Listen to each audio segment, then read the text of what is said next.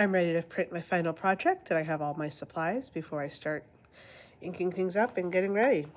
So if you are choosing a colored ink that comes in a pot, you would use a popsicle stick to scrape out a little bit. Please keep the ink as flat as you can. Don't dig into it, but keep it flat. Scoop out a small dollop of ink and wipe it on the plate. Between uses, please cover and shut the jar. Set the popsicle stick on top like this so the dirty end is hanging off, not getting all over the table, please. Then, before you start spreading this ink out, please make sure you have your paper ready. Your paper should have your name on the back. And so then you want to flip that over so you're ready to go. And then off to the side. The paper should never go on the messy mat because the messy mat is going to get messy. The paper should be to the side so it stays nice and clean. You also have a Baren ready for rubbing, and you have your roller. So now I'm ready to ink up. So I'm going to take my roller, touch the ink. So notice it picks up a little bit. And then I roll out a separate square. The ink pile and the rolling space are not the same area. If I get all of that, it's going to be way too much. I will need it later, but for now, this is good. Okay? So I'm listening for that special orange peel sound. Okay? When I see it kind of looks like an orange peel, see if I can shine that in the light for you guys. Yeah, there it is. It should look like little speckles. That's what you're looking for. And you take your brayer and you roll it across the top layer of your plate. Back and forth, top and bottom. Then you set this down on the messy mat. You pick up your stamp, and I'm just going to move this out of the way because I can't move my camera, but you would move to the paper. Okay? You are going to do one of two things. Option one is to flip your stamp over, press it into your paper, and then flip your paper over to rub it. Or for the first one, I like to leave the stamp down, but you can do it this way as well. It's a little bit trickier, but you can do it. So line it up where you want it. Okay.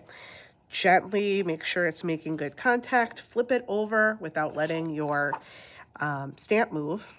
And then with that Baren, rub the back of the paper. Doesn't take a ton of pressure.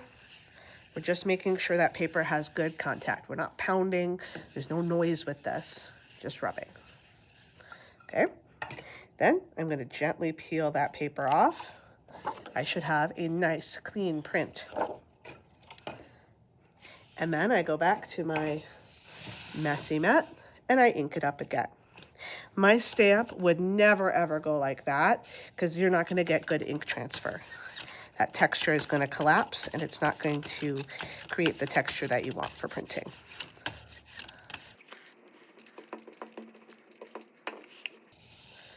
Now for me, because I'm filling this whole page, I'm actually going to go kitty corner. So.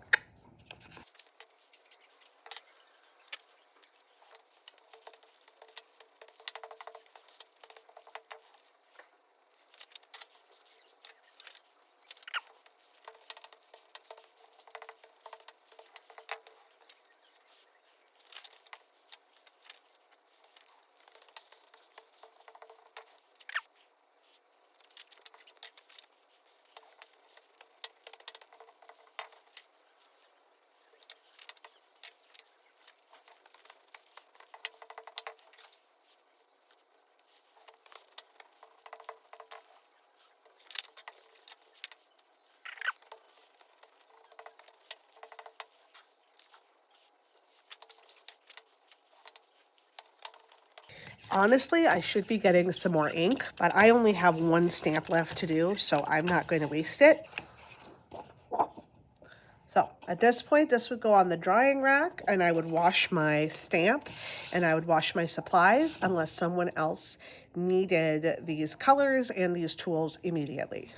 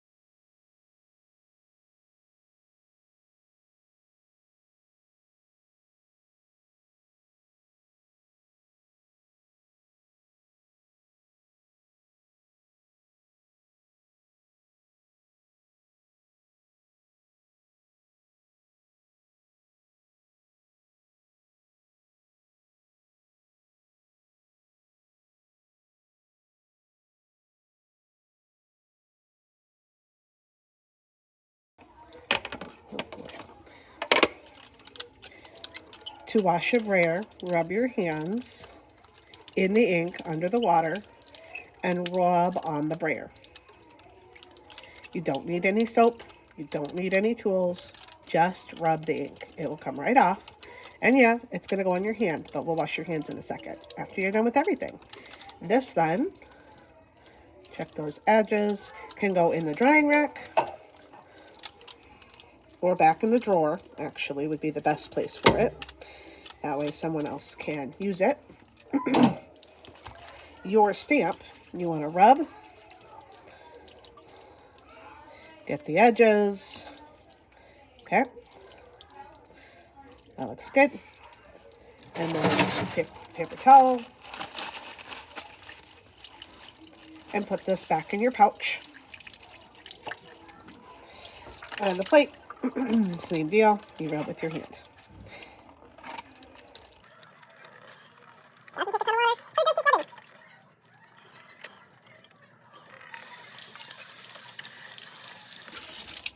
All right, it's clean.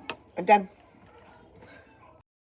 Let's talk about some of the problems that I had when printing.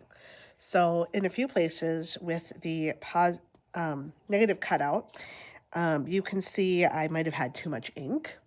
You can see places where I didn't apply enough pressure. This was me just stamping it and lifting and not actually flipping the paper over and rubbing with the Baren. So this is kind of how it turns out when you do that. For the most part, that print went pretty well. It was quite a bit harder with the positive space one, where we are just cutting out the lines. So either cutting out the lines or cutting out around the lines. When you're cutting out the lines, it's harder to print because you've got more ink on the plate. You got to keep consistent and smooth. You end up with more of this called salt and pepper right here. Even with good consistent pressure, even with good inking and not too much, you can still end up with some of this texture. This is still preferable to too much ink, because too much ink, you'll see start of my lower down prints, we start to fill in some of those very small lines that I have, and we lose that information because it's been filled in with ink, and then that will print.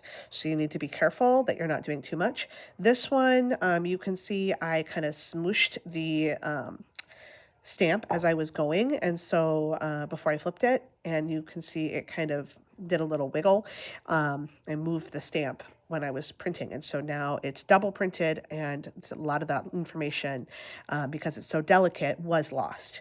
So just kind of keep these errors in mind as you go.